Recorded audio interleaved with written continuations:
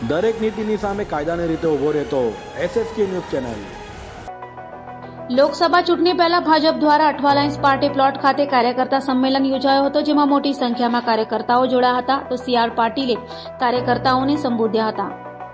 લોકસભા ચૂંટણીની તડામાર તૈયારીઓ શરૂ થઈ ગઈ છે, ત્યારે સુરતના ઉમરા પોલીસ મથકની બાજુમાં આવેલ અઠવાલાઇન્સ ખાતેના મનપાના પાર્ટી પ્લોટ ખાતે ભાજપનો કાર્યકર્તા સંમેલન યોજાયો હતો, જેમાં ભાજપના હજારો કાર્યકર્તાઓ ઉપસ્થિત રહ્યા હતા। સુરત શહેરના કોર્પોરેટરો, ધારાસભ્યો, સાંસદો અને સુરતના પૂર્વ મેયરો, હાલના મેયર, ડેપ્યુટી મેયર, સ્થાયી સમિતિ ચેરમેન સહિતના પદાધિકારીઓ હાજર રહ્યા હતા।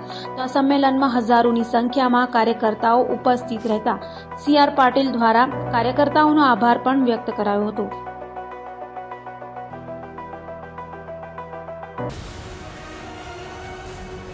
દરેક નીતિની સામે કાયદાની રીતે ઊભો રહેતો SSK ન્યૂઝ ચેનલ।